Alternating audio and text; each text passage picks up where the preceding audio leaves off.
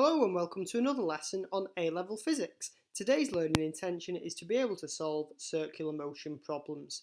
The success criteria for today is to identify the direction of the resultant force on an object moving in a circular path and to analyse the forces of a vehicle moving on a banked track.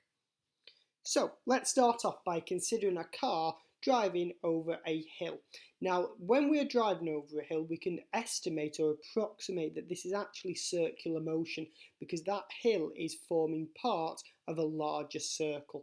Now, if we think about what forces are acting on the car, I'd just like to very quickly pause the video, sketch what vertical forces you think are acting on the car, and then press play.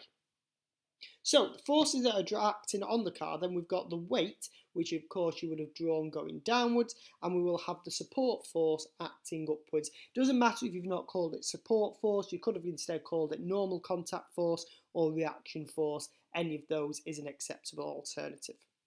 So the weight acts downwards and the support force acts upwards, great. But in what direction is the resultant force on the car? This is a bit of a recap from last lesson. Pause the video, draw the direction of the resultant force please, and then press play. So the resultant force actually is going to be acting downwards. Because we've established that this is a circular motion problem, the car is moving along a section of a circle, that means that the resultant force must act towards the centre of the circle, and we call that resultant force a centripetal force. Now, back considering the idea of the forces that are actually acting, we have the weight going downwards and the support force going upwards. That centripetal force is being provided by the difference between the weight and the support force. Because mg is acting downwards towards the centre of the circle and the support force is acting away from it. So what we can actually say then is that mg minus s is equal to mv squared over r. This in a sense encapsulates Newton's second law that resultant force is equal to ma. So if the car goes too fast over a hill, though, you might have seen this happen on various television shows, the car will actually lose contact with the surface of the hill. Now, the instant that the car actually loses contact with the surface of the hill, the support force is reduced to 0. And we can actually work out an expression for the speed which that happens at. I would like to pause the video now, please, and then try and come up with a mathematical expression for the speed at which the car takes off from the hill. Okay, so what you should find is that, or rather the way to start this problem rather is to say, well, mg minus s is equal to mv squared over r. So when we take off s equals 0, so mg will equal mv naught squared over r. I'm saying v naught as being the speed that takeoff happens at. I can divide those m's to cancel them out, multiply by r and then take a square root to give me the fact that the speed of takeoff is root gr. So that is the speed at which the car will leave the ground. Okay, on a roundabout, consider the forces then on a car when it's driving around a roundabout. In this case, again, we are moving in a circle. However, we're not in a vertical circle this time like we are if we go over a hill. Instead, this time, we're moving along a horizontal circular path. Now, in this case, neither the weight nor the support force provide the centripetal force because those forces are vertical and we're moving in a horizontal circle. So in this instance, if the roundabout is truly horizontal, then the only force that can provide the centripetal force is friction. If the car goes too fast around the corner, then the centripetal force required to keep the car moving in a circle will be too large for the friction to supply, though, which would cause the car to skid. Now we can get around this problem of going too fast by banking the track. You might see, for example, in a velodrome, cyclists go round a velodrome. Part of that is a bend, and when we go onto the bend, the track is banked. We can move around a circle faster if the track is banked because the normal reaction or the support force will provide some of the required centripetal force. Here I've done a quick diagram of a car moving along the banked track, and what you can see is that n1 sine theta and n2 sine theta will both act towards the centre of the circle and so will therefore provide part of the required centripetal force. Okay, I would like to have a go at these two different sections of summary questions. The first set of questions is grade B and C, and the second set of questions is grade A. Question 1.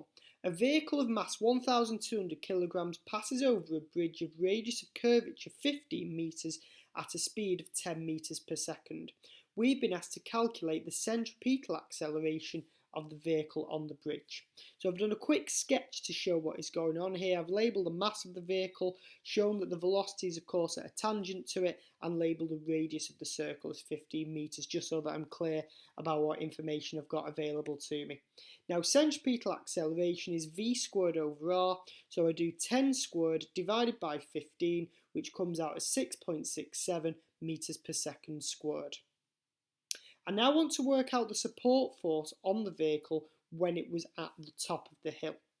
Now to do that, we've got to acknowledge which way the forces are. mg acts downwards and the support force acts upwards. Now bear in mind of course that the centripetal force is acting downwards, so when I construct the equation it's going to be mg minus s is equal to mv squared over r and not the other way around. So mg minus s is equal to mv squared over r. Now I know what the mass of the vehicle is. G is obviously going to be 9.81. I know what the radius of curvature is and I know what the speed is, so it's just a case of rearranging this equation now. So when I do that, I will get S equals mg minus mv squared over r. Substituting the values in will give me a support force of 3,756 newtons. Question 2. The maximum speed for no skidding of a vehicle of mass 750 kilograms on a roundabout of radius 20 metres is 9 metres per second. Calculate the centripetal acceleration. Again, this is a nice straightforward calculation. Using centripetal acceleration is v squared over r. So I do 9 squared divided by 20, which gives 4.05 metres per second squared.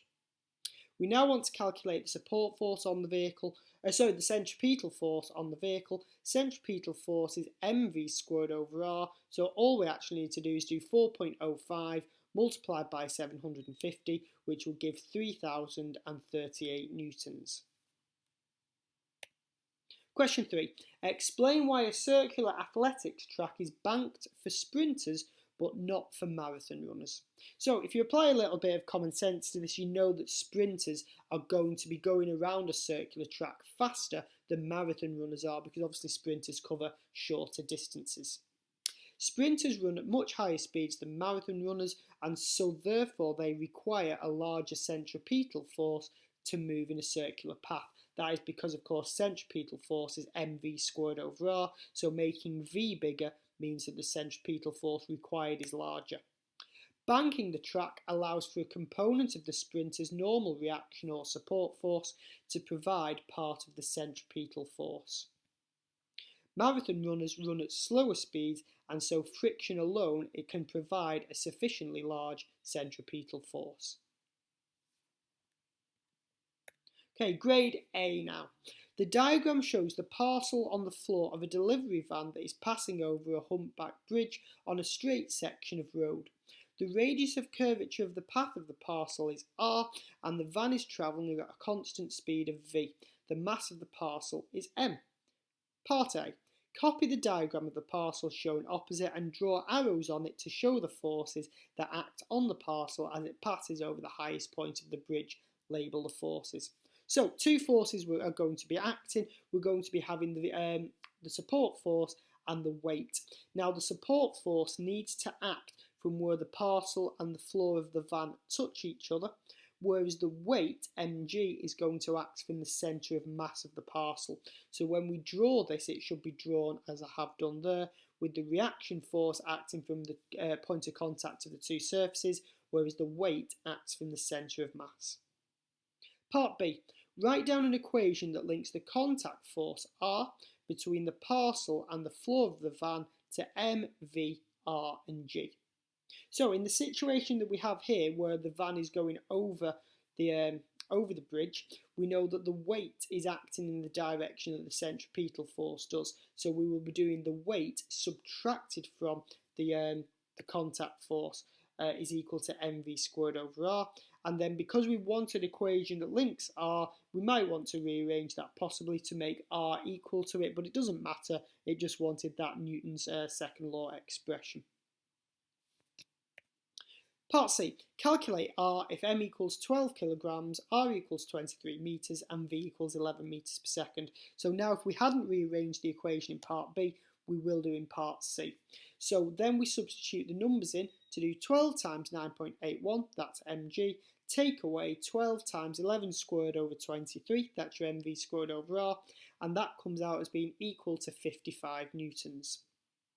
Then part D says, explain what would happen to the magnitude of r if the van passes over a bridge at a higher speed.